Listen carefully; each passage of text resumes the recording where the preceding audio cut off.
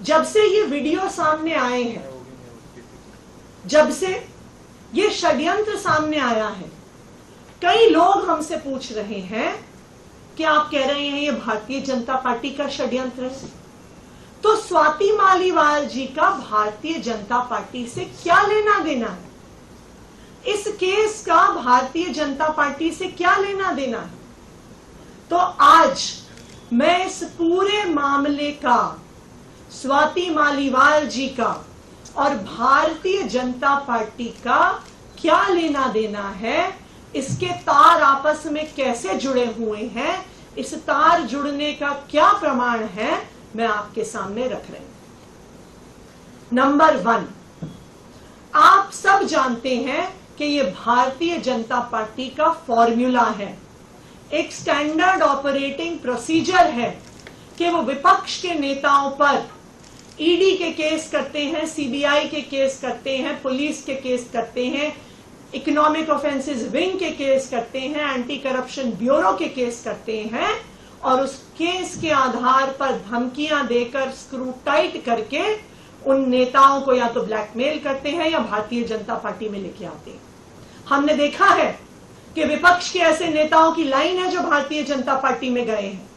चाहे वो हेमंत बिस्व शर्मा हो, चाहे वो प्रफुल्ल पटेल हो, चाहे वो अजीत पवार हो, जिनके ऊपर केस हुए, जिनका स्क्रू टाइट किया गया और फिर वो भारतीय जनता पार्टी में गए। उसी तरह से स्वाति मालीवाल जी पर भी भारतीय जनता पार्टी की एंटी करप्शन ब्यूरो ने एक केस किया हुआ था।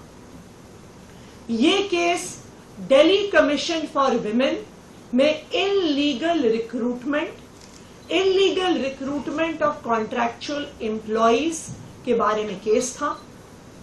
ये केस कई सालों से चल रहा है, इसमें एफआईआर हो गई है, इसमें चार्जशीट हो गई है और अब इस केस में सजा का, कन्विक्शन का समय पास आ रहा है। हमारा यह मानना है कि इसी केस को आधार बनाकर जेल की धमकी देकर, सजा की धमकी देकर स्वाति मालीवाल जी पर दबाव बनाया जा रहा है, उनको इस षड्यंत्र का हिस्सा बनाया जा रहा है, क्योंकि ये भारतीय जनता पार्टी का स्टैंडर्ड ऑपरेटिंग प्रोसीजर है। Number 1। Number 2, Bharatiya Janata party का इन्वॉल्वमेंट कैसे दिख रहा है? उनकी पूरी मशीनरी एमएचए से दिल्ली पुलिस तक कैसे काम कर रही है, उसका दूसरा प्रमाण कल 30 हजारी कोर्ट के सामने आया। कल विभा कुमार जी ने एक एप्लीकेशन फाइल करी और कहा कि मेरे संज्ञान में आया है कि मुझे इस एफआईआर में आरोपी बनाया गया है, जो एफआईआर पिछले 2 दिन से सारे मीडिया वालों के पास है। विभा कुमार जी ने 30 हजारी कोर्ट में केस फाइल किया और कहा कि इस एफआईआर की कॉपी आधिकारिक रूप से मुझे उपलब्ध कराई जाए। कल दिन भर कोर्ट मांगता रहा, 30 हजारी के कोर्ट में ये केस चल रहा था, कोर्ट दिन भर दिल्ली पुलिस से मांगता रहा कि भाई एफआईआर की कॉपी दो, एफआईआर की कॉपी दो। कल शाम को थक हार कर जब एफआईआर नहीं आई तो 30 हजारी के कोर्ट ने ऑर्डर किया कि आज सुबह दिल्ली पुलिस एफआईआर की कॉपी लेके 30 हजारी कोर्ट में हाजिर हो।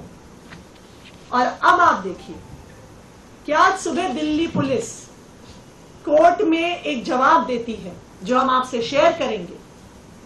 कि ये एफआईआर बहुत सेंसिटिव है,